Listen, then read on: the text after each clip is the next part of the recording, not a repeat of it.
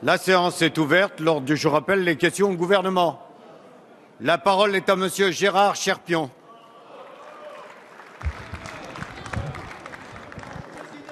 Monsieur le Président, ma question s'adresse au Premier ministre. Monsieur le Premier ministre, alors que vous affichez l'emploi comme une priorité, le chômage a une nouvelle fois bondi au mois de février. Interrogé sur ce sujet, vous avez osé déclarer que vous ne vous occupiez que d'une chose en même temps. Triste réalité d'un Premier ministre avouant son échec et avouant préférer faire campagne plutôt que de s'occuper de l'avenir des Français. Tout ça, en plus, pour perdre une nouvelle fois les élections et faire monter les extrêmes. Dans le même temps, votre ministre du Travail, ignorant les 30 400 nouveaux inscrits à Pôle emploi, s'est félicité que sur les 2 derniers mois cumulés, le chômage baisse. Alors cumulons, monsieur le Premier ministre. Depuis mai 2012, ce sont 940 000 demandeurs d'emploi en plus en France. Depuis mai 2012, c'est une augmentation de 20% du chômage. Et ce matin encore, votre ministre du Travail a annoncé, et je cite, « On peut toujours faire pire ». Alors que vous êtes totalement dépourvu, votre ministre du Travail annonce également ce matin qu'il ne serait pas, je cite, « le ministre du Travail qui réformera le Code du travail ». Tous les acteurs s'accordent pour dénoncer la complexité de ce code qui entrave la création d'emplois, y compris le porte-parole de votre gouvernement. Et pourtant, vous ne faites rien. Par 3 fois, après 3 défaites électorales, monsieur le Premier ministre, vous avez déclaré que vous aviez entendu le message des Français. Pourtant, le chômage augmente, la précarité augmente, alors que la situation s'améliore partout en Europe. Nos partenaires profitent pleinement des réformes courageuses qu'ils ont mises en place et de la conjoncture mondiale. Contrairement à ce que vous avez déclaré dans cet hémicycle, l'UMP, à l'inverse de votre majorité, a des propositions fortes en matière de croissance, de fiscalité, d'emploi, de formation et d'apprentissage. Monsieur le Premier ministre, il ne vous reste dans votre boîte à outils que des incantations, comme lorsque vous appelez à l'emploi, l'emploi, l'emploi. Mais l'emploi ne se décrète pas, il se travaille. Quand allez-vous enfin entendre le cri de souffrance des Français ? Merci. La parole est à monsieur le Premier ministre Manuel Valls. Monsieur le Président, Mesdames et Messieurs, Monsieur le député, je sais qu'en 2 minutes, il est difficile d'aller à l'essentiel. Et très vite, on est dans la caricature. Je pourrais rappeler qu'en 2012, il y avait 1 million de plus de demandeurs d'emploi, de chômeurs, et que vous avez aussi échoué sur cette question essentielle. Et je pourrais vous renvoyer aux propos que j'ai tenus, parce que je pense que nous avons un devoir de vérité vis-à-vis des Français, sur le fait que nous vivons dans ce pays avec un chômage de masse depuis des années. La stratégie du président de la République, la stratégie du gouvernement est en effet la même. C'est celle de favoriser la compétitivité et la croissance. Parce que sans compétitivité, sans croissance, il n'y a pas de création de richesse et il n'y a pas d'emploi. Et c'est cela que je veux dire quand l'objectif, le cap est maintenu. Bien sûr, il peut toujours y avoir, et il faut être dans l'écoute, tel ou tel infléchissement ou tel changement. Mais sur l'essentiel, c'est-à-dire le soutien aux entreprises, la baisse du coût du travail, favoriser l'emploi, et notamment pour les petites et moyennes entreprises, qui sont celles là où travaille l'immense majorité de nos concitoyens, c'est celles qui peuvent créer de l'emploi, oui, là, ce cap doit être maintenu. Et puis, nous devons, par l'investissement privé et par l'investissement public, je l'ai rappelé hier, le gouvernement fera un certain nombre de propositions très concrètes dès la semaine prochaine, mercredi, dans le cadre d'un séminaire autour du président de la République, parce que nous devons favoriser le retour de cette croissance au moment où il y a des indicateurs. Vous prenez des exemples à l'extérieur, mais comparons bien sûr des pays comme le Portugal ou l'Espagne qui ont connu une austérité d'une brutalité sans précédent, qui sont à des niveaux de chômage majeurs, au-dessus de 20%, retrouvent aujourd'hui davantage de compétitivité. Le débat peut avoir lieu avec l'Allemagne, mais puis-je vous rappeler, monsieur le député, qu'en 2004, au moment où 2 pays, l'Allemagne et la France, demandaient un délai supplémentaire pour la résorption de leur déficit, un pays s'est engagé dans la voie des réformes et obtient aujourd'hui des résultats, c'est l'Allemagne. Et un pays, sous la droite, n'a pas fait ces réformes et nous l'avons payé pendant des années. Donc si vous voulez qu'on discute de qui a le courage de mener des réformes et de qui obtient des résultats, moi je suis prêt au débat et monsieur Jacob, ne vous énervez pas, ça n'est pas bon pour votre santé en général. Donc continuons à réformer, continuons à engager le pays sur la voie du redressement, c'est la seule voie possible. La parole est à madame Joëlle Huillier. Ma question s'adresse à Madame la ministre de l'Éducation nationale, de l'Enseignement supérieur et de la Recherche. Le directeur d'une école primaire de Villefontaine, dans le Nord-Isère, a été mis en examen et écroué pour des viols sur des enfants de 6 et 7 ans. Cet enseignant avait déjà été condamné en 2008 à 6 mois de prison avec sursis pour recel et détention d'images pédopornographiques. Depuis cette date, il a exercé dans plusieurs écoles avant que ces agissements pervers ne fassent l'objet d'une plainte de plusieurs familles. Cette affaire très grave me remplit bien évidemment de compassion pour les enfants victimes, pour les familles dont je partage la douleur et pour le corps des enseignants choqués par cette histoire épouvantable et dont le professionnalisme ne doit pas être remis en cause par le crime de l'un d'entre eux. Je ressens également, comme vous tous ici, une profonde colère, car il est incompréhensible qu'un individu déjà condamné en 2008 ait pu continuer à approcher de jeunes enfants innocents. Des mesures doivent être mises en place pour garantir à chaque enfant un encadrement par des enseignants fiables à tout niveau. Elles devraient, à mon sens, concerner aussi toute personne s'occupant d'enfants. Des enquêtes sont en cours, tant au niveau de la justice que de l'éducation nationale. Mais ces derniers jours, des cas d'autres enseignants précédemment condamnés ou présumés pédophiles ont été signalés à Rennes puis en Moselle, ce qui tente à montrer qu'il existe un manque depuis plusieurs années dans la transmission des informations entre les services de la justice et ceux de l'éducation nationale. Madame la ministre, pouvez-vous nous dire où en sont ces enquêtes, si elles permettent d'analyser les défaillances du service public et quelles sont les solutions envisagées pour que de telles horreurs ne puissent plus se produire? Merci. La parole est à Madame Najat Vallaud-Belkacem, ministre de l'Éducation nationale, de l'Enseignement supérieur et de la Recherche. Merci Monsieur le Président, Mesdames et Messieurs. S'il vous plaît, il y a un peu trop de bruit. Madame la députée Joëlle Huillier, les crimes de viol commis par un directeur à Villefontaine sur des enfants d'école primaire sont abjects.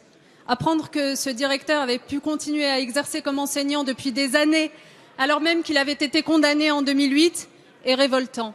Et je partage totalement la colère, l'indignation et l'émotion des parents. Vous connaissez ma détermination implacable à lutter contre les violences sexuelles, qui plus est contre des enfants. Vous pouvez compter sur moi, je ne laisserai rien passer. Aussitôt suspendu, cet enseignant, qui va faire l'objet de sanctions judiciaires, a par ailleurs, dès hier, été radié à vie de l'Éducation nationale. Mais au-delà de cette affaire, vous avez raison, nous devons désormais apporter l'assurance aux familles que les défaillances qui se sont produites dans l'affaire de Villefontaine ne puissent plus jamais se reproduire.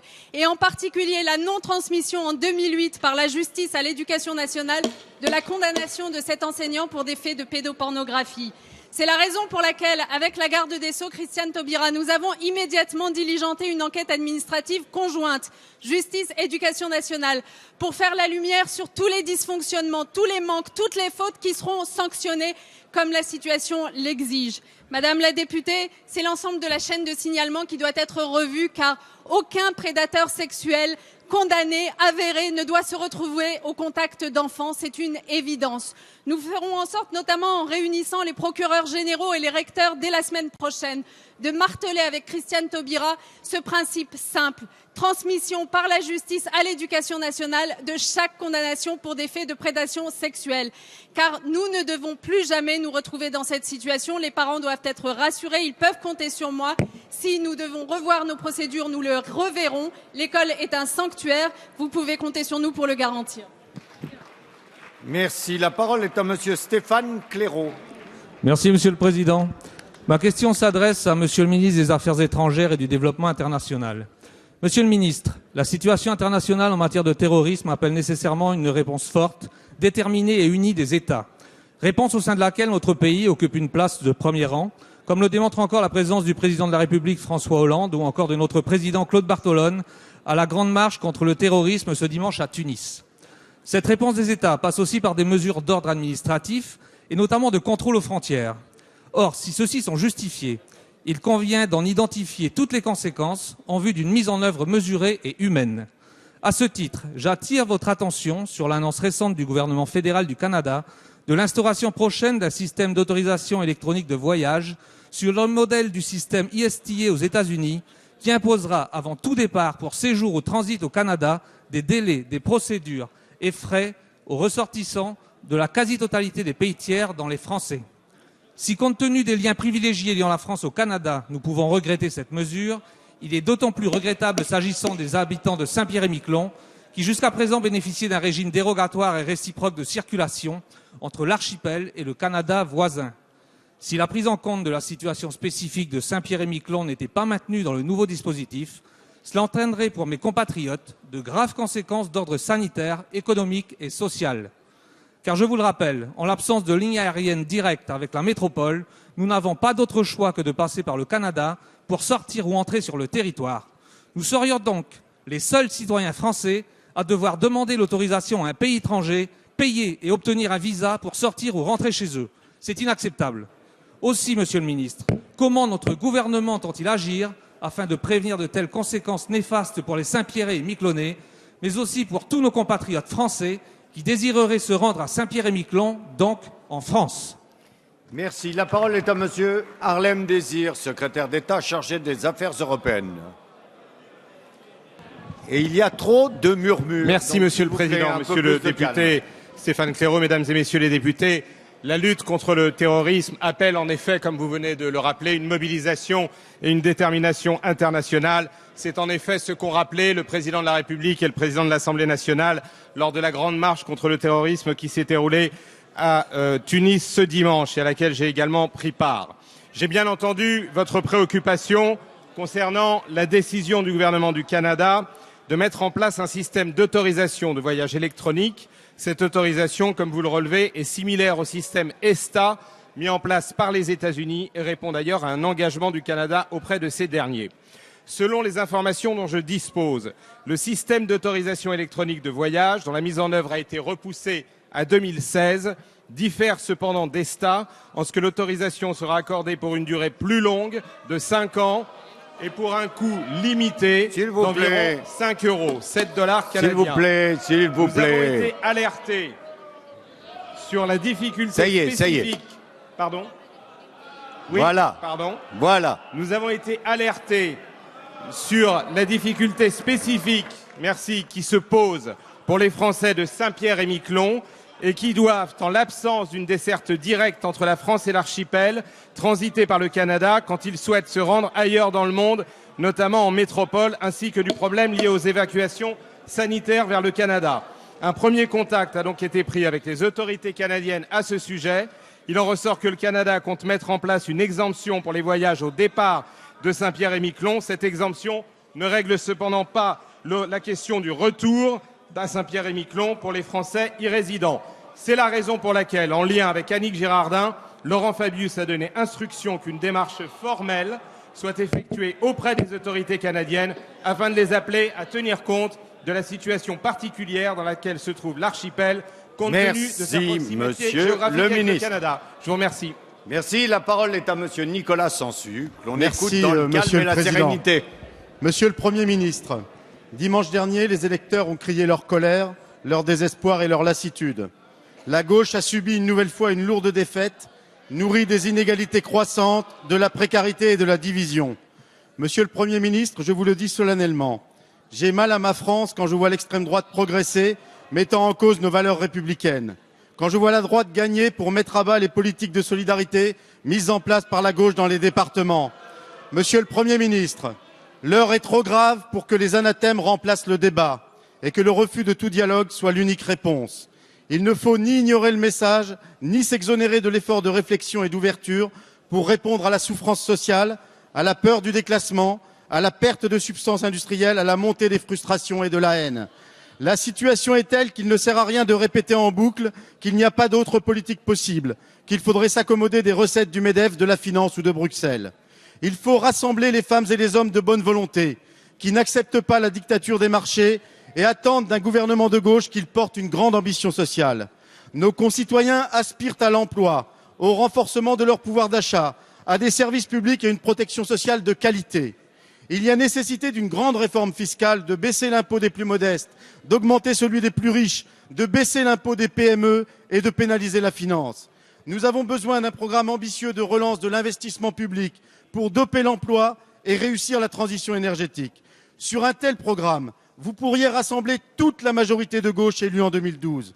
Monsieur le Premier ministre, c'est l'échec de la politique menée et l'entêtement à la poursuivre qui crée la division. Oui pour la France, pour le peuple, Au-delà des postures, dessinons un nouveau cap. Merci. La parole est à Monsieur Manuel Valls, Premier ministre.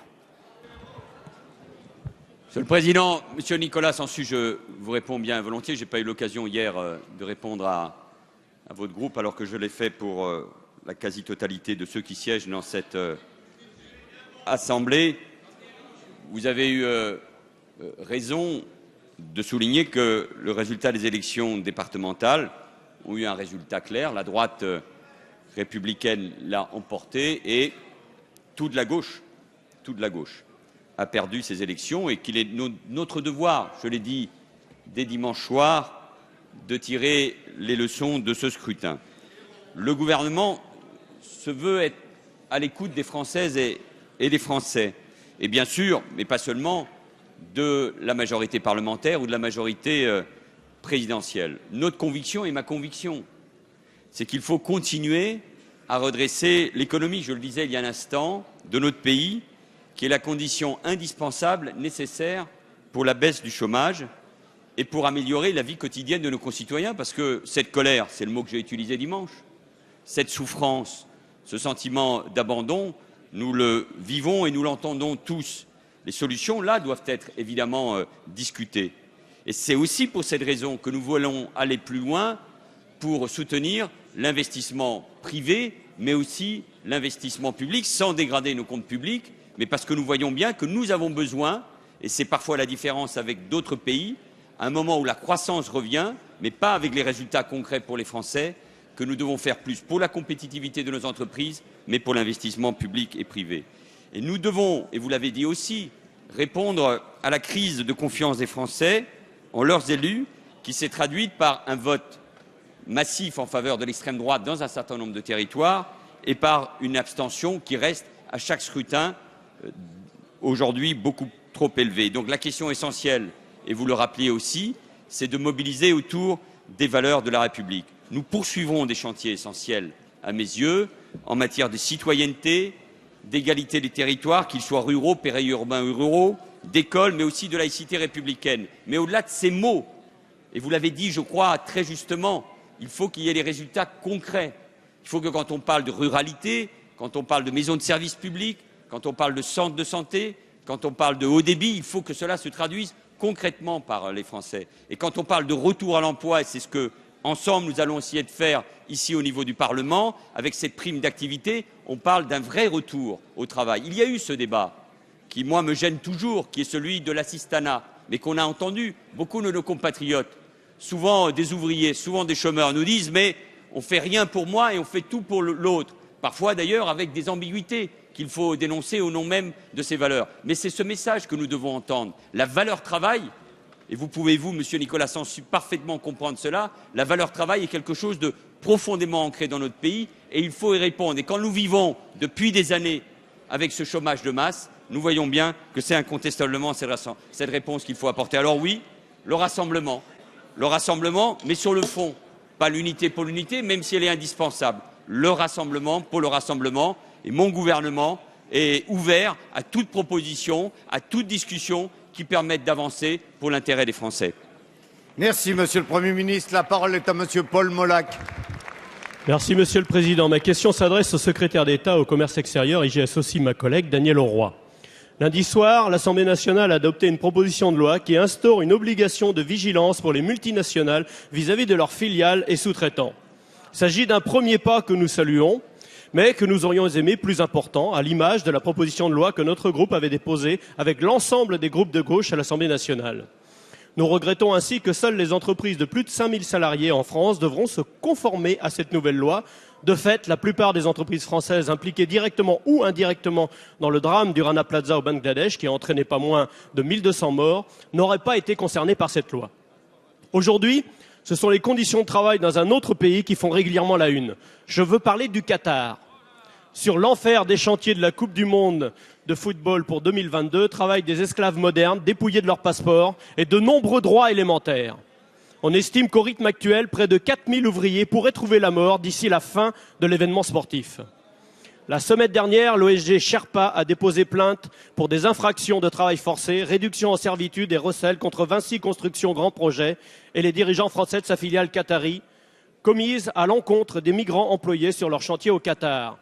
Nous laissons évidemment la justice faire son travail en toute indépendance dans cette affaire.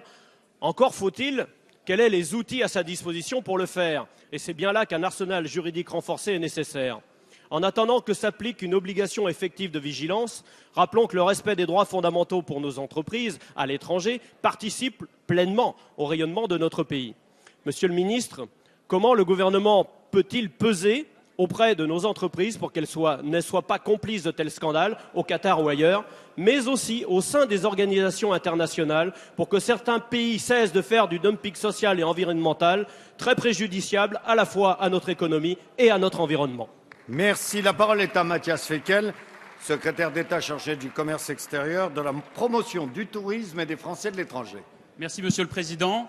Monsieur le Président, Mesdames et Messieurs les députés, Monsieur le député Paul Molac, vous m'interrogez sur un sujet fondamental qui a retenu encore cette semaine l'attention de votre Assemblée qui a adopté, à l'initiative du groupe socialiste, groupe SRC, la proposition de loi sur le devoir de vigilance des sociétés mères donneuses d'ordre, à l'initiative de Dominique Potier, de Serge Bardy, d'Annick Leloc, d'autres membres du groupe, et votre groupe politique, avec Madame Auroi, avec d'autres membres, avait également déposé une proposition de loi dans le même état d'esprit.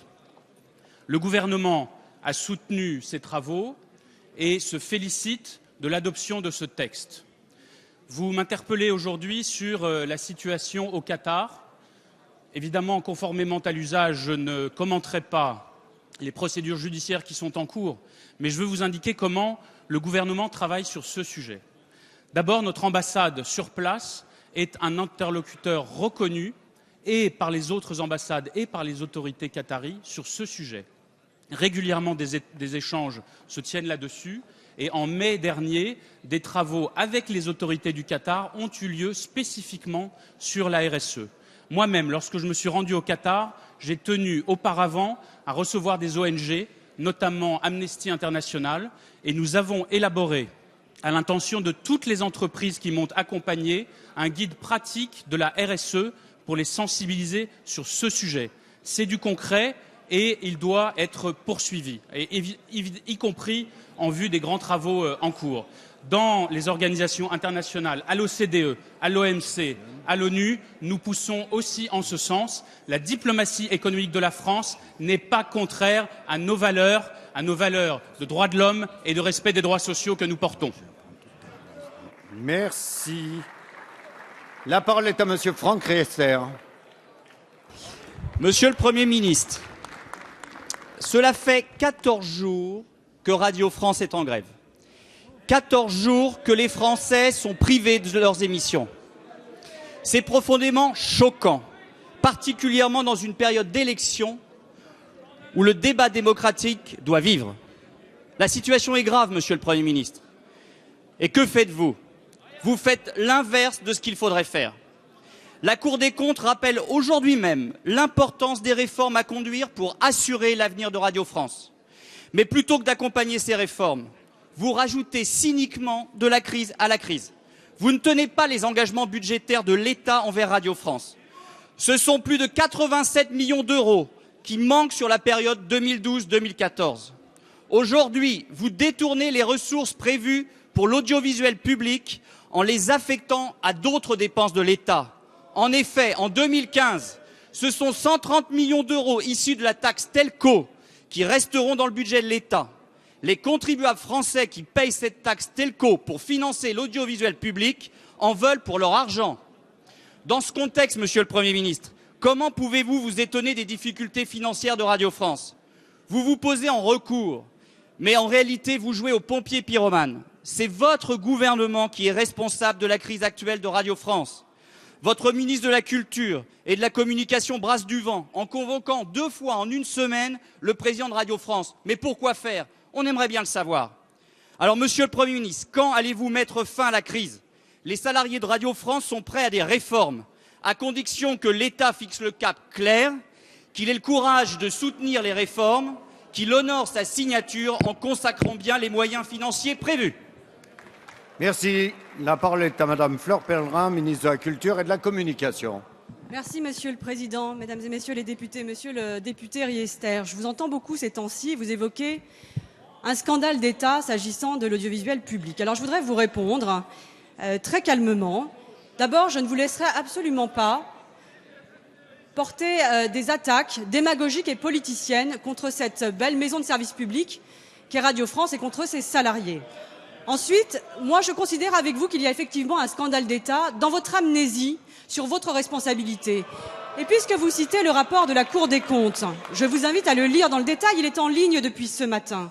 Ce rapport de la Cour des comptes est un réquisitoire accablant sur la gestion de Radio France lorsque vous étiez aux responsabilités pendant 10 ans. Donc aujourd'hui, vous appelez l'État à faire des réformes que nous faisons, que nous entreprenons. Ce sont ces réformes-là que vous n'avez pas conduites pendant 10 ans. Donc j'assume mes responsabilités, mais assumez les vôtres et lisez bien ce rapport de la Cour des comptes. Et je voudrais vous dire aussi une autre chose. Je trouve qu'il y a aussi un scandale d'État à mettre en cause, comme vous le faites, l'indépendance de l'audiovisuel public. Parce que nous sommes fiers d'avoir, par une loi sur la transparence, voté dans cet hémicycle même, donné à un organisme indépendant le soin de nommer le président de l'audiovisuel public, les présidents de l'audiovisuel public. Parce qu'il faut quand même se rappeler comment cela se passait de votre temps. Les nominations et la vie, c'était simple comme un coup de fil du président de la République. S'il vous plaît, Monsieur Meunier, Monsieur Meunier. Alors où est la modernité et la transparence là-dedans? Pouvez-vous me le dire?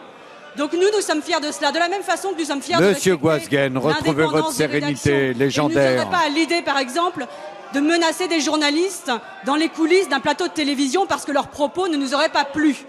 Donc moi, je prends mes responsabilités. Mes responsabilités, elles sont de me prononcer et de prendre des décisions. Et ce sera le cas dans les prochains jours, puisque le président de Radio France m'a remis son projet stratégique. Je prendrai mes responsabilités et je serai au rendez-vous. Merci. La parole est à Monsieur Thierry Benoît. Merci, Monsieur le Président. Monsieur le Premier ministre, votre gouvernement répète à l'envi qu'il ne faut pas opposer les territoires ruraux et urbains. Et pourtant, le constat est sans appel. Le décrochage s'accentue. La fracture sociale que dénonçait le président Jacques Chirac il y a 20 ans est devenue aujourd'hui une véritable cassure territoriale. Cette cassure est un fait. Il s'agit non seulement de la nommer, mais plus encore de la surmonter. Or, l'action du gouvernement s'avère à ce jour largement insuffisante. Si les récentes annonces en faveur de la ruralité semblent aller dans le bon sens, votre réforme territoriale, Monsieur le Premier ministre, restera le grand rendez-vous manqué de ce quinquennat. L'espoir était pourtant immense, celui de voir une France enfin réconciliée entre des métropoles dynamiques connectées à la mondialisation et des territoires périphériques toujours plus éloignés de la mondialisation. Au final, la carte de France que vous avez dessinée ne propose aucune solution durable pour inverser cette tendance. Le conseiller territorial qui permettait d'arbitrer avec souplesse les intérêts des territoires a été abandonné. Surtout, nous n'avons à ce jour aucune vision de moyen long terme du gouvernement, ni sur l'avenir de cette armature territoriale, ni sur la répartition réelle des compétences. Le gouvernement affirme que les départements auront 2 missions essentielles. La première, la solidarité sociale, et la deuxième mission, la solidarité territoriale. Cette dernière sera renforcée, selon vous, grâce à la capacité d'ingénierie des territoires. Monsieur le Premier ministre, comment, par quelles dispositions concrètes le département pourra-t-il soutenir les territoires les moins favorisés? Est-ce à dire qu'un droit à l'expérimentation sera enfin reconnu?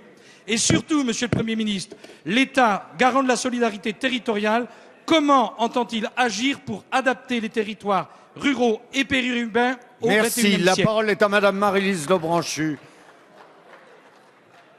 ministre de la décentralisation et de la fonction publique. Oui, merci, Monsieur le Président, Mesdames et Messieurs les députés, Monsieur le député Thierry Benoît. Moi, je regrette, comme vous, qu'on n'ait pas voté cette loi. On devait commencer le débat en octobre au Sénat. La nouvelle majorité, UMP et UDI, nous a demandé, j'entends ce que dit Monsieur Fillon, nous a demandé de remplacer le début de cette discussion de loi par un débat, et si possible en présence du Premier ministre, qu'il a accepté le 28 octobre, et nous avons passé un accord avec cette nouvelle majorité. Je ne crois pas que pendant la Ve République, il y a eu autant d'accords que ça, avec une opposition ou une majorité d'une assemblée, et je pense que vous devez aussi assumer ce retard. Mais comme accord a été passé, nous ne bougerons pas, en tout cas du côté du gouvernement, sur les compétences des départements. Vous avez raison sur le fait que nous voulons faire des départements avec l'ensemble, j'espère, de cette Assemblée bientôt, les porteurs de la solidarité envers les individus et de la justice entre les territoires. Non seulement on a permis de créer cette compétence de solidarité, donc de justice entre les territoires que tout le monde appelait de ses vœux, je crois. Mais qui plus est, on a demandé aux régions, et ce sera leur compétence, d'avoir l'œil ouvert sur tous les incidents d'aménagement du territoire, comme à Fougères, Monsieur Benoît, parce que c'est important. Et enfin, il y aura, vous le savez, concernant les dotations aux communautés de communes rurales, dont effectivement vous craignez un décrochage. Il n'y aura pratiquement aucune baisse de dotation. Pourquoi ? Parce que les communes qui seront éligibles à la DSR et à la DETR ne seront pas touchées par les baisses de dotation, de même que les départements à faible population. Donc si vous conjuguez ce que nous avons voté, que vous voterez, j'espère, la réforme des dotations, vous avez répondu. Merci Madame la Ministre. La parole est à Madame Marie-Louise Faure. Merci Monsieur le Président. Ma question s'adresse au garde des Sceaux. Madame la Ministre, nous avons bien entendu, tous été choqués d'apprendre que le directeur d'une école primaire de Villefontaine dans l'Isère a été mis en examen et écroué après avoir avoué des actes de pédophilie sur 9 de ses élèves de CP. À ces plaintes se sont ajoutés les signalements de 14 autres parents, mais la stupeur atteint son comble lorsque l'on apprend que cet homme a été condamné en 2008 à 6 mois de prison avec sursis pour détention d'images pédopornographiques. Une décision de justice dont l'Éducation nationale dit ne pas avoir eu connaissance. Devant ce drame, il ne s'agit pas de renvoyer dos à dos les responsabilités des administrations de l'Éducation nationale et de la justice. L'enjeu, c'est de tout mettre en œuvre pour que de tels dysfonctionnements ne se reproduisent plus jamais, suite à l'enquête que vient de nous annoncer Madame la ministre de l'Éducation nationale. Et nous sommes inquiets car le laxisme de votre politique pénale depuis 3 ans n'est pas compatible avec la fermeté qui doit en l'espèce s'appliquer. Depuis que cette histoire est connue, d'autres cas semblent apparaître, ce qui laisse penser que la non-transmission par la justice des condamnations à l'Éducation nationale est chose fréquente. De plus, la réforme des rythmes scolaires a multiplié, en dehors du corps enseignant, les professionnels ou non travaillant avec des enfants dans les écoles. Madame la ministre, la loi prévoit que des peines complémentaires peuvent être prononcées, telles que l'interdiction d'exercer une profession. Dans les affaires de pédophilie ou de pédopornographie, le rappel par les juges de l'existence de ce type de peine complémentaire qui permet l'interdiction d'exercer une activité professionnelle en contact avec des enfants devrait être systématique. Par conséquent, Madame la ministre, entendez-vous prendre une circulaire en ce sens? Merci. La parole est à Monsieur le Premier ministre Manuel Valls. Allez, s'il vous plaît, on écoute calmement la réponse. Il appartenait naturellement, puisque vous lui posiez la question, à la garde des Sceaux de vous répondre. Elle aurait repris les mêmes mots et les mêmes termes que la ministre de l'Éducation nationale il y a un instant, c'est-à-dire notre détermination qui doit être commune à chacun, à la fois comme responsable, comme élu, comme citoyen, mais aussi comme parent face à ces drames et à ces prédateurs sexuels. Nous pourrions rappeler, Madame la députée, parce que autant la première partie de votre question, et à juste titre, rappelait qu'il ne fallait pas renvoyer les uns contre les autres. Nous pourrions vous rappeler les circulaires qui ont été établies par Maryse Lebranchu quand elle était garde des Sceaux en 2001, par la garde des Sceaux Christiane Taubira sur cette question. Nous pourrions rappeler l'action qui est menée sur des sujets qui sont extrêmement difficiles et délicats. Et je pourrais, Madame la députée, par rapport aux débats qui peuvent avoir lieu et quand la démagogie prend le pas sur la raison, que l'affaire de Villefontaine a commencé en 2008, En 2008, Madame la députée, Najat Vallaud-Belkacem le rappelait tout à l'heure. Et si vous voulez un débat de ce type, plutôt qu'un débat sérieux, c'est-à-dire être digne, être à la hauteur de la colère des familles, de l'indignation des familles, de la marche blanche qu'il y a eu samedi, plutôt que de chercher une nouvelle fois, comme vous l'avez fait pendant toute la campagne, à chercher la polémique avec le gouvernement, la polémique avec la majorité, la polémique avec la garde des Sceaux, pour la salir, comme certains ont voulu salir Madame Najat Vallaud-Belkacem. Alors assez, ça suffit à chaque fois, sur ces sujets-là, sur la sécurité, sur la délinquance, sur la justice, assez. Et moi, je le dis à la majorité, Madame la députée, je le dis à toute la majorité, il ne faut plus se laisser faire par les attaques, par la démagogie, par l'outrance qui a été en permanence la vôtre. Je n'accepterai plus, Madame la députée, que vous nous traîniez à chaque fois dans la boue sur des sujets suffisamment graves. La dignité des parents vous aurait obligé aujourd'hui à avoir, Madame la députée, un autre ton, une autre manière d'aborder les problèmes, une autre manière de traiter un sujet aussi grave. Nous agirons avec la plus grande détermination, pas pour vous, mais pour les familles. La parole est à Monsieur Olivier Véran.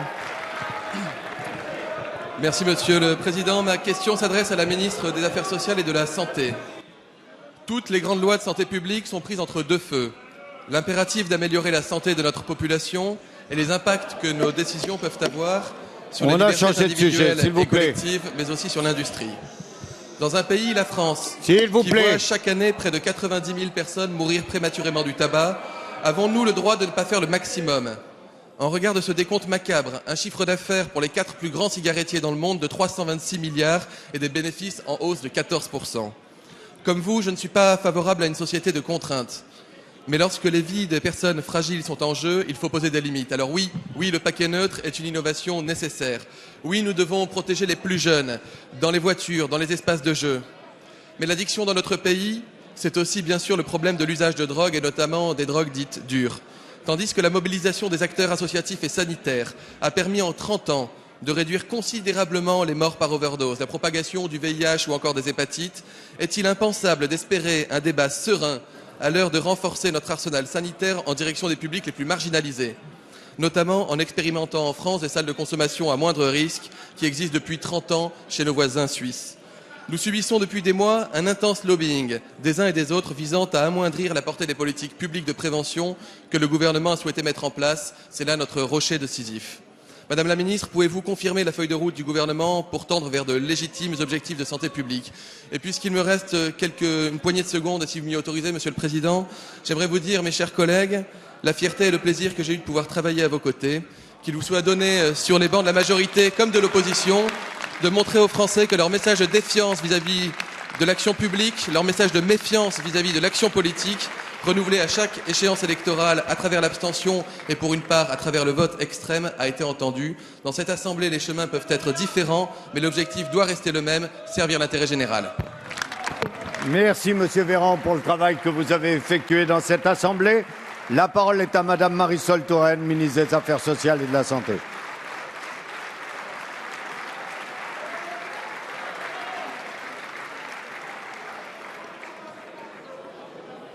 Merci, Monsieur le Président, Mesdames et Messieurs les députés, Monsieur le député Olivier Véran. Avant de répondre à votre question, je voudrais vous rendre hommage au travail que vous avez accompli dans cet hémicycle, puisque dans quelques jours, vous allez quitter cette Assemblée et Geneviève Fioraso reprendra sa place parmi les parlementaires. Je vous remercie tout particulièrement du travail que vous avez porté au service de la santé publique et encore maintenant comme rapporteur du volet prévention de la loi de modernisation de notre système de santé. Je veux vous dire, Monsieur le député, que pour le gouvernement, l'engagement d'actions fortes en matière de prévention est une exigence si nous voulons lutter contre les inégalités de santé. Et c'est bien là la priorité, parce qu'aujourd'hui, pour faire reculer des maladies, nous devons nous attaquer à certains comportements. Nous devons faire en sorte de lutter contre l'obésité par une meilleure alimentation. Nous devons faire en sorte qu'il y ait moins de morts chaque année du tabac, en empêchant les jeunes d'entrer dans le tabac et en permettant aux plus âgés d'en sortir. C'est pour cela que j'ai présenté un programme national de réduction du tabagisme qui trouve sa place dans cette loi et dont une des mesures importantes est la mise en place du paquet neutre. Alors oui, je le dis, monsieur le député, l'adoption du paquet neutre est une mesure importante et qui placera la France à la tête des pays engagés dans la lutte contre le tabac. C'est ce qu'a annoncé l'Organisation mondiale de la santé publiquement il y a quelques jours en rendant hommage à la France pour son travail. Et avant l'été, avec l'Organisation mondiale de la santé, je réunirai à Paris les ministres de la santé des pays qui ont lancé le paquet neutre ou qui s'apprêtent à lancer le paquet neutre pour donner le signal du refus des morts du tabac. La parole est à Madame Nicole Hamelin. Merci, Monsieur le Président. Ma question s'adresse à Monsieur le ministre des Affaires étrangères, mais avant cela, je voudrais vous dire, Monsieur le Premier ministre, que rien ne justifie le ton que vous avez employé à l'égard de notre collègue Marie-Louise Faure. Ma question concerne le financement des opérations extérieures militaires de la France et la place et le rôle de l'Europe dans la lutte contre le terrorisme. Chacun le sait, Daesh est à nos portes. Ce groupe terroriste vient d'ailleurs de revendiquer l'attentat de Tunis en indiquant que les auteurs de cette attaque étaient formés en Libye. Daesh menace donc l'ensemble de la région du Sahel et du Levant, mais aussi notre propre continent, notre propre sécurité collective. Alors si nous savons tous que les réponses sont bien sûr politiques, diplomatiques et qu'elles ne sont pas seulement militaires, force est de constater que cette réponse militaire est quand même essentielle et que la France est engagée, mais qu'elle est seule. Elle est seule par rapport à nos alliés européens, elle est seule au moment où il faudrait consolider tous les budgets de défense des pays alliés, où il faudrait consolider notre propre budget de défense pour répondre à une action qui va s'inscrire dans la durée.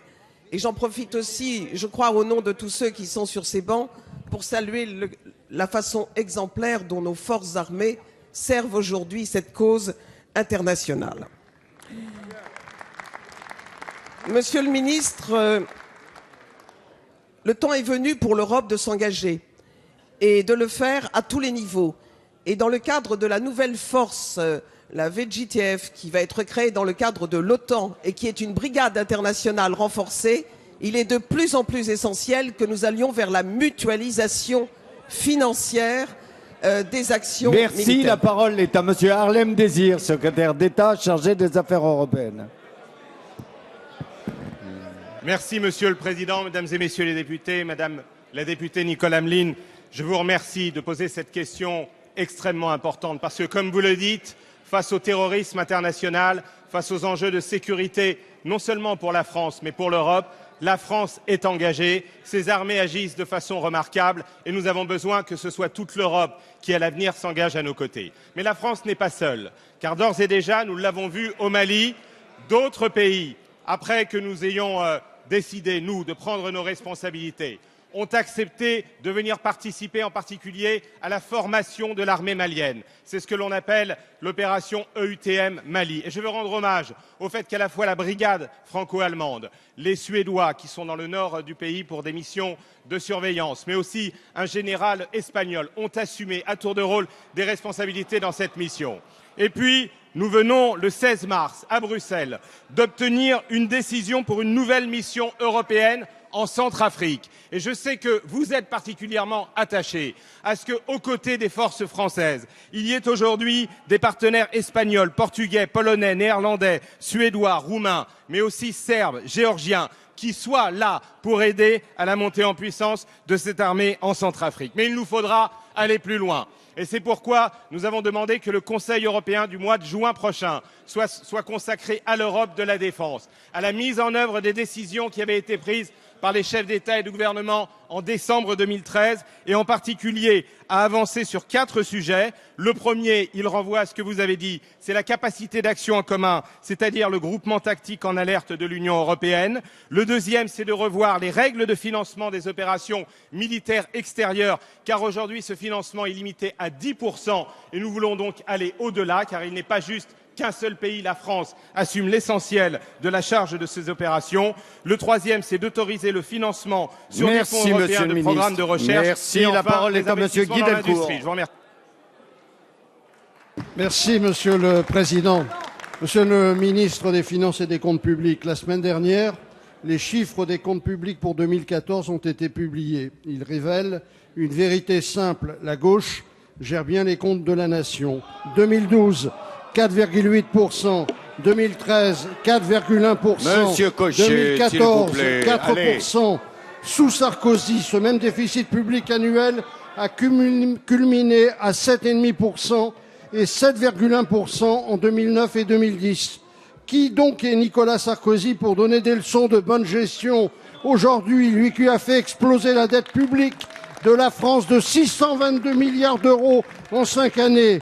Grandiseux, petit faiseux, comme on dit dans le Pas-de-Calais. Mes chers collègues, oui, la vérité est simple. Elle l'est d'autant plus, rappelons-nous 1997-2002, qu'elle est factuelle. Avec la gauche, les finances publiques sont bien gérées. La gauche protège les futures générations contre une faillite financière qui guettait après la gestion désastreuse de l'UMP. Cette gestion rigoureuse, c'est le bouclier indispensable qui doit permettre de protéger notre modèle social. Cette gestion rigoureuse, c'est la clé du redressement. Cette gestion rigoureuse n'est pas l'ennemi du progrès social. Cette gestion rigoureuse est le levier qui nous permet de réformer la dépendance, de créer le compte pénibilité, de rétablir la retraite à 60 ans pour les carrières longues, de créer la prime d'activité pour les salariés modestes, de généraliser le tiers payant. Monsieur le ministre, élu du bassin minier, au nom de tous mes collègues députés, je suis le député d'une terre frappée par les difficultés et qui a tant à gagner de la reprise économique. Quelle analyse faites-vous de la situation économique? Merci. La parole est à Monsieur Michel Sapin, ministre des Finances et des Comptes publics. Merci, Monsieur le Président, Mesdames, Messieurs les députés. Monsieur le député Guy Delcourt, merci d'avoir rappelé simplement des faits. D'ailleurs, devant les faits, il n'y a pas de raison de s'insurger. Il n'y a pas raison de pousser des hurlements. Les faits sont très simples. De 2012 à 2014, les déficits publics ont diminué. De 2007 à 2012, ils ont augmenté. Ce sont des faits. Chacun peut les juger. Avec la majorité précédente, les déficits ont augmenté. Avec cette majorité, les déficits diminuent et nous continuerons à le faire. Mais nous voulons le faire dans des conditions qui soient des conditions respectueuses de 2 éléments fondamentaux. D'abord, financer nos priorités.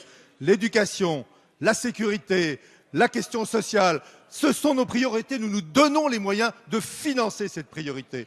Et nous devons le faire aussi, deuxième élément, dans des conditions qui nous permettent de soutenir l'activité économique de notre pays.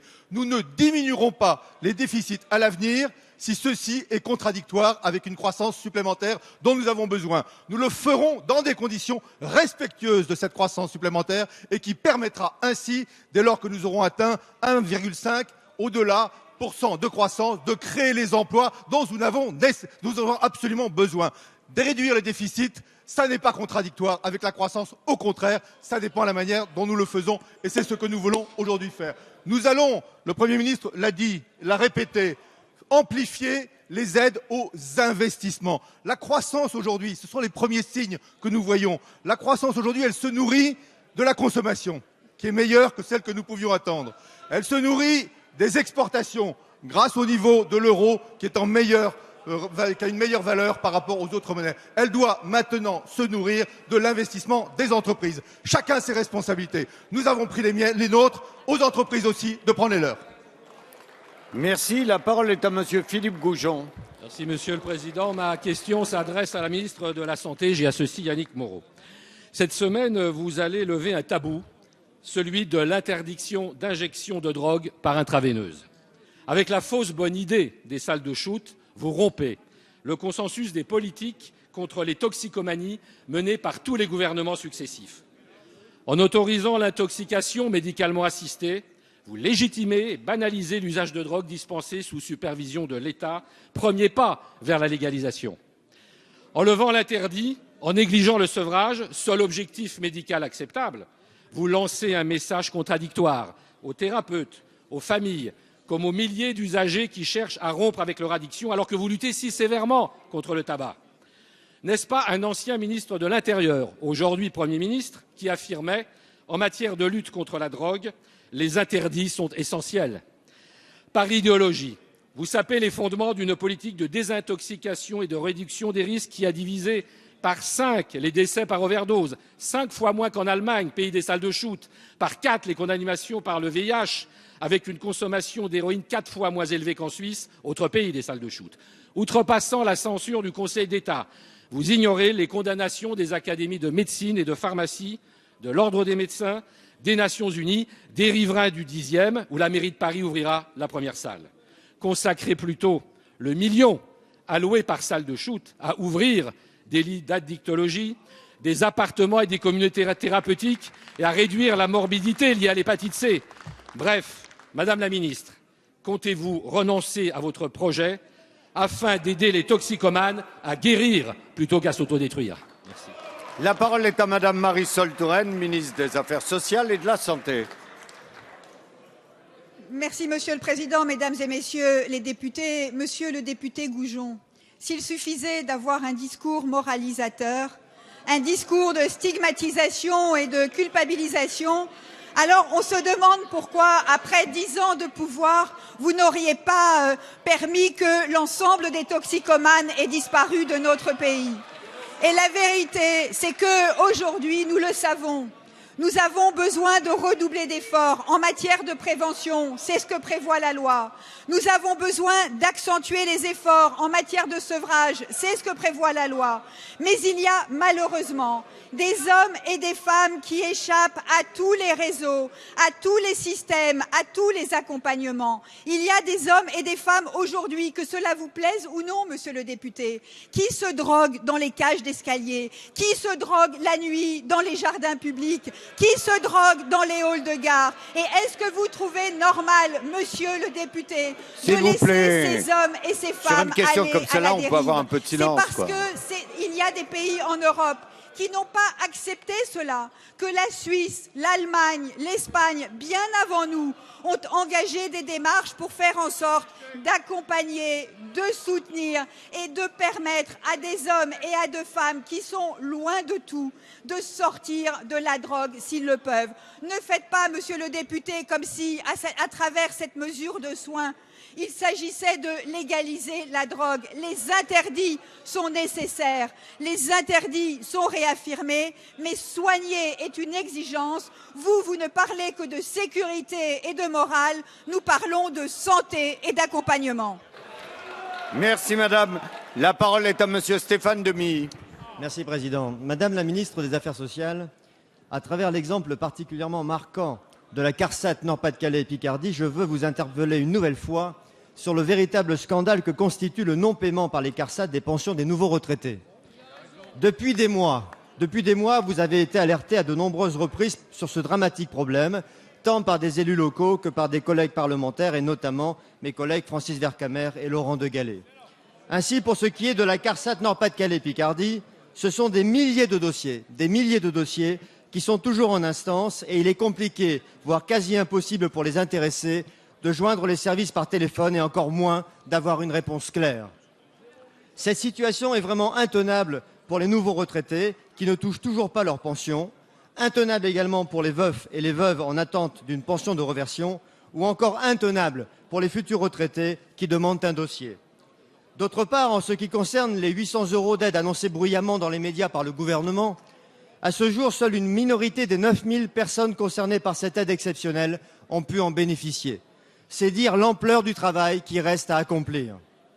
Face à ce désastre, votre réponse a été de diligenter une enquête de l'IGAS, alors que chacun sait, sans qu'il soit besoin d'une étude approfondie, que le fond du problème est le manque de moyens dont souffre la CARSAT. Par ailleurs, cerise sur le gâteau, la direction de la CARSAT envisagerait la fermeture de certaines agences de proximité, comme celle de Péronne par exemple. Cela ressemble à Courage-Fuyon. Il ne faut vraiment pas s'étonner des votes d'exaspération dans le pays. Alors Madame la Ministre, alors que de très nombreux retraités nous regardent en ce moment même, quels moyens allez-vous débloquer pour que cesse enfin le scandale des pensions non payées par les CARSAT? Merci. La parole est à Madame Marisol Touraine, ministre des Affaires sociales et de la Santé. Oui, merci Monsieur le Président, Mesdames et Messieurs les députés, Monsieur le député Demilly. Oui, la CARSAT du Nord a été confrontée et reste encore confrontée à des difficultés pour répondre aux demandes légitimes des retraités. Et j'ai été saisie par plusieurs parlementaires sur tous les bancs pour apporter des réponses à une situation qui est anormale, je le dis. Des moyens exceptionnels ont été mis en place qui permettent aujourd'hui d'avoir réduit de manière très significative le nombre de dossiers en attente, puisque nous étions, il y a quelque temps, à plus de 7000 dossiers de retraités en attente. Nous sommes aujourd'hui à environ 2000 dossiers qui restent à traiter. Cela n'est pas entièrement satisfaisant, je le concède bien volontiers, Monsieur le député, mais une grande partie du chemin a été réalisée. Comment ? Nous avons fait en sorte de demander à des caisses qui étaient moins surchargées de travail d'assumer un certain nombre de dossiers. C'est ainsi qu'au mois de mars, 2300 dossiers ont été envoyés depuis la CARSAT Nord à d'autres caisses en France pour des traitements accélérés. Par ailleurs, des moyens supplémentaires ont été attribués et des renforts ont pu être débloqués pour que la CARSAT gère ces dossiers. Vous indiquez, Monsieur le député, que le gouvernement a débloqué une aide exceptionnelle reconductible de 800 € lorsque les retraites n'avaient pas été versées. Je veux rappeler que cette aide est acquise, c'est-à-dire qu'elle n'aura pas besoin d'être remboursée et c'est bien la moindre des choses qu'il appartenait de faire. Au-delà, Monsieur le député, il s'agit de s'assurer que cette situation ne se reproduira pas et prochainement, j'aurai l'occasion d'annoncer un certain nombre de dispositions qui doivent permettre à la CARSAT du Nord, mais à l'ensemble des CARSAT, de traiter correctement les dossiers qui leur sont présentés. Merci. La parole est à Madame Geneviève Lévy. Monsieur le Président, mes chers collègues, ma question s'adresse à Madame la ministre des Affaires sociales, de la Santé et des droits des femmes. Madame la ministre, nous discutons depuis hier du projet de loi santé qui fait pourtant l'unanimité contre lui. Et cela ne semble pas vous interpeller tant vous êtes enfermés dans des postures moralisatrices. N'entendez-vous pas les médecins? N'entendez-vous pas les buralistes ou les viticulteurs? Madame la ministre, n'entendez-vous pas que votre texte, loin d'améliorer notre système de santé, le fragilise? Loin de garantir l'accès aux soins de nos concitoyens, le restreint, loin de préserver les conditions de travail des professionnels de santé, les dégrade. La façon dont vous avez mené l'examen de ce projet, en commission notamment, n'a pas été à la hauteur de votre mission. En réécrivant les articles les plus importants de votre texte en catimini, par amendement de dernière minute, vous êtes passé en force et vous avez méprisé le législateur. Sur la généralisation du tiers payant, vous auriez dû écouter les solutions proposées par les médecins pour rédiger la nouvelle version. En fait, la première était floue, la seconde sera pire car totalement contraignante. Que dire de l'ajout de dernière minute, toujours par amendement, du plan de lutte anti-tabac? Ne trouvez-vous pas qu'il y a suffisamment de chômeurs pour y ajouter des centaines d'employés du bureau de tabac? Vous proposez un paquet neutre dont l'efficacité n'est pas prouvée, au lieu de vous lancer dans la lutte contre les marchés illégaux et en faveur de l'harmonisation européenne des prix. Que dire enfin des silences de ce texte? Je pense en particulier aux déserts médicaux, à la revalorisation de la médecine générale. Madame la ministre, votre loi restera un rendez-vous manqué avec les professionnels de santé, manqué avec le Parlement et au final, manqué avec nos concitoyens. Merci. La parole est à Madame Marisol Touraine, ministre des Affaires sociales et de la Santé. Merci Monsieur le Président, Mesdames et Messieurs les députés. Madame la députée Lévy, depuis hier, Le débat sur la loi a lieu dans l'hémicycle et donc le débat est ouvert. Des amendements, et il y en a beaucoup qui sont venus des bancs de l'opposition, sont examinés et il vous appartiendra de faire valoir vos positions pour l'amélioration du système de santé, pour faire en sorte que nos concitoyens ne rencontrent pas tant d'obstacles, que la prévention soit à l'honneur et que dans nos territoires, dans chacun de nos territoires, on puisse trouver des professionnels de santé. Mais puisque le débat a lieu en ce moment, je voudrais réagir sur un des points de votre question, Madame la députée, car je trouve quand même étonnant qu'au nom de la santé publique, vous invoquiez les médecins pour considérer qu'un plan de lutte contre le tabagisme n'a pas lieu d'être dans cette loi.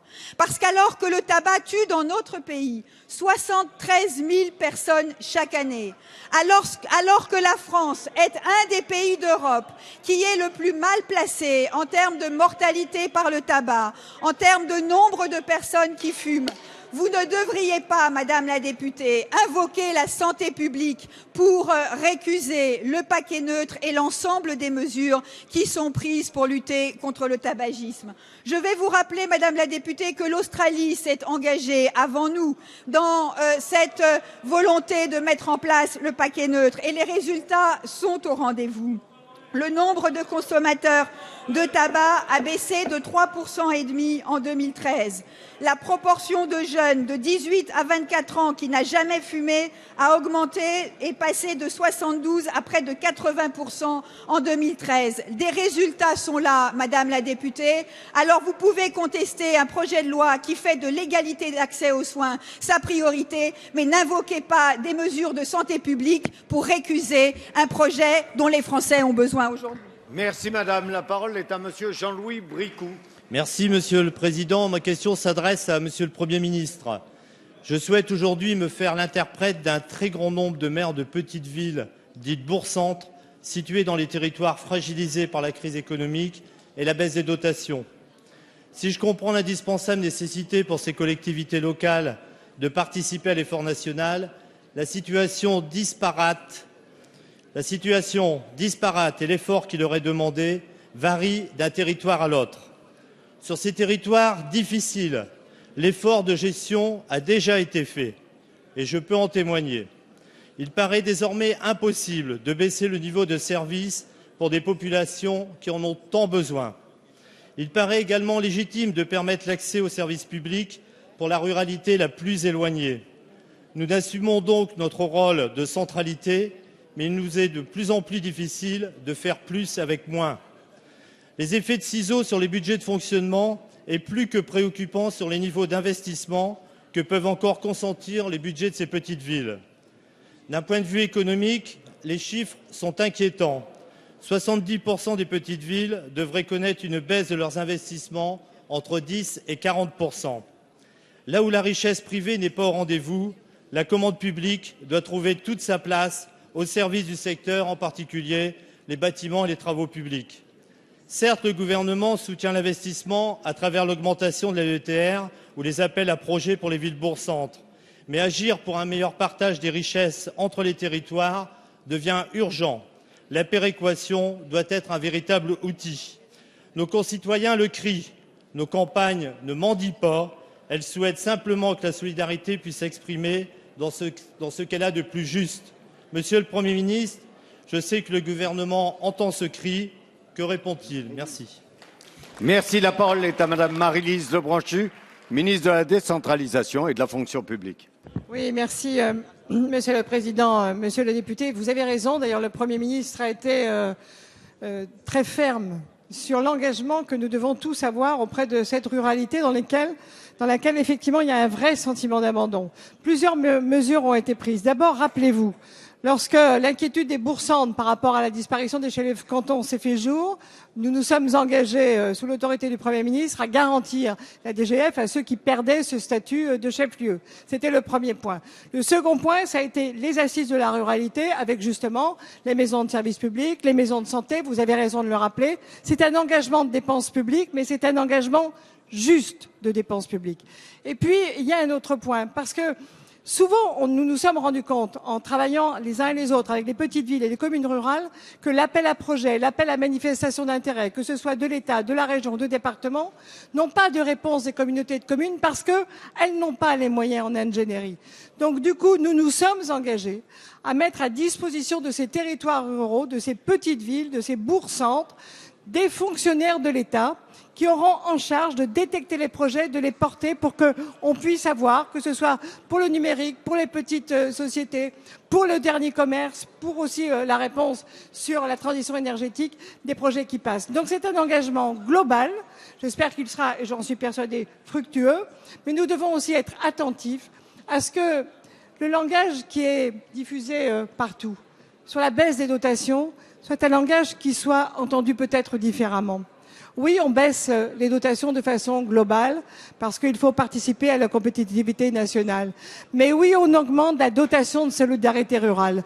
Mais oui, on augmente la dotation d'équipement des territoires ruraux parce qu'il faut être juste et porter tout le territoire. Et ce n'est pas du baratin parce qu'aujourd'hui, monsieur le député, nous allons vous donner commune par commune les résultats. Je vous remercie, monsieur, de votre question. Merci, Madame la Ministre. La séance des questions au gouvernement est terminée.